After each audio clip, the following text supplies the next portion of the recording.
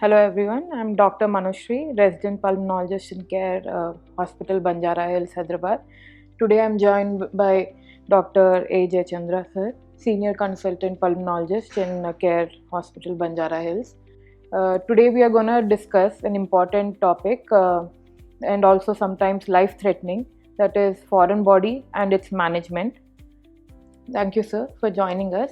Sir, I would like to ask, what are the most common age groups and how commonly do you see foreign body in your practice?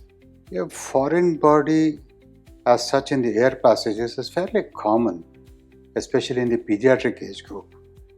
Adults, probably the geriatric age group may also be seen, but predominantly when you're talking about foreign bodies, the first thing which comes into the mind is children, especially below the age of 3 or 4.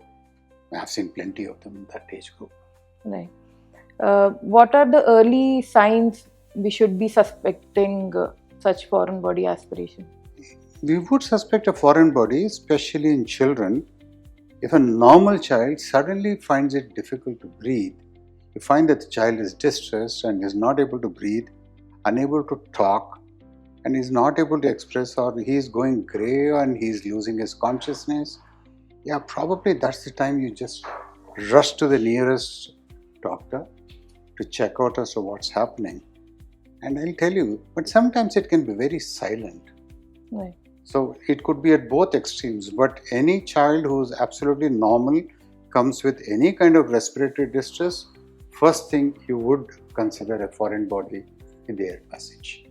Are there cases where you have seen the symptoms are very subtle and they go undiagnosed or misdiagnosed? True, that is also seen. That is what leads to a misdiagnosis. A child probably aspirates and it's a small foreign body which goes and lodges itself firmly in one of the air passages. It may just lead to an infection like a pneumonia or something like that, or chest pain, but it may not cause any respiratory distress. So I think a high level of suspicion when you are looking at children with this kind of a problem about the possibility of a foreign body makes you evaluate the child or the case as maybe to consider the possibility of that, and you would evaluate regarding that. Coming to, as you have so many years of clinical experience, what are the most common types of foreign you have seen? Children will surprise you with many things. Most of the common things are commonly used items which are found around your house. You could find pieces of plastic, you could find peanuts, you would find almonds, pista, and what have you. Betel nut is extremely common. Even in children, you would wonder why. Because it's usually left on the table, then the child comes and picks it up and puts it in the mouth. And that's what leads to that. I've seen open safety pins, I have seen what have you. I've seen this squeeze toy whistle bits. Just about every one of these things. I mean, it's there for keeping it in the mouth. If it is small enough, it will get into the air passage. Coming to diagnosis, how do we diagnose such cases, and can you shed a light on role of imaging and clinical evaluation in cases of? Diagnosis starts with a high index of suspicion. You suspect it, then the first thing that you would like to do is get a chest X-ray done. That becomes a starting point. And always keeping in mind, I mean, having dealt with so many cases, please keep it in mind. A normal chest X-ray does not exclude a foreign body. So even if the chest X-ray is normal, if your high index of suspicion still exists, go on to do a CT scan also. All right, and usually that should clinch the diagnosis. And in some extremely rare cases, of course, you may go ahead and do a bronchoscopy also, that is putting in a tube down the air passage to visually examine the air passages to rule out the possibility of a foreign body there. But in cases where the child is extremely sick and you know he's just aspirated a foreign body, you don't wait for an X-ray, you don't wait for a CT scan, you go in straight and try and remove it because you don't have the luxury of time in your favor. Right. That's an important role of bronchoscopy in early diagnosis.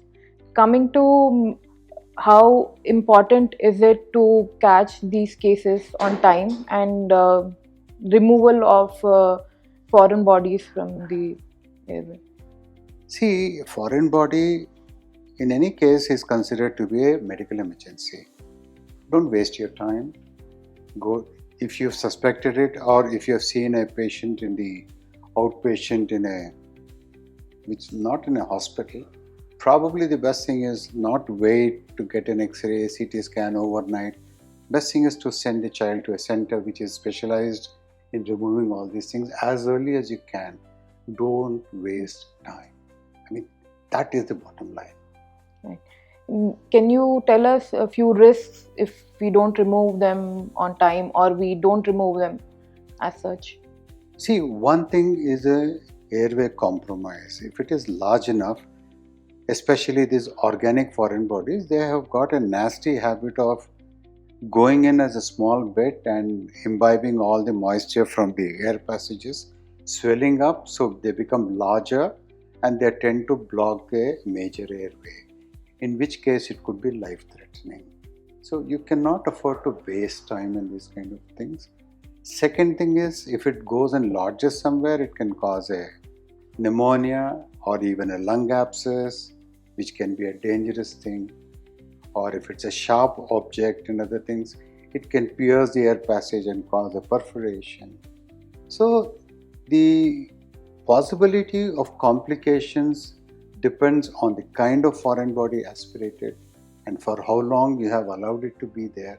So never ever take a foreign body lightly. It is a medical emergency which needs to be taken out as early as possible. Right.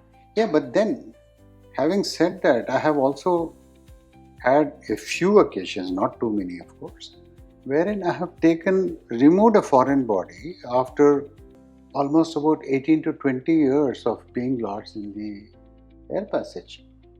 But then that's an extremely rare case, but that is just to give a perspective to the whole thing. Right. What would be last few words, I would say, you want to share with the viewers regarding when a patient has a choking episode? Yeah, just be aware that a foreign substance in the air passage is considered an emergency. Even if you just suspect, you don't know whether the child has really swallowed or not, maybe it is time for you to go to the nearest center which has these kind of facilities, which is equipped to deal with all these things as early as possible.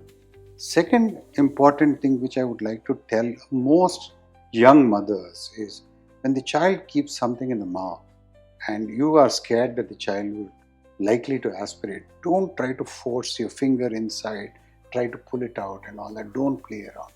Just wait, the child will spit it out, or when the child is quiet, he'll remove it by himself or herself. That's the way I think. So don't ignore foreign bodies in the air passages. They are medical emergencies and real emergencies. Thank you, sir, for this insightful conversation. And as you have seen from the senior consultant here, that foreign bodies are aspiration is preventable and treatable if diagnosed early. Thank you, sir. Thank you.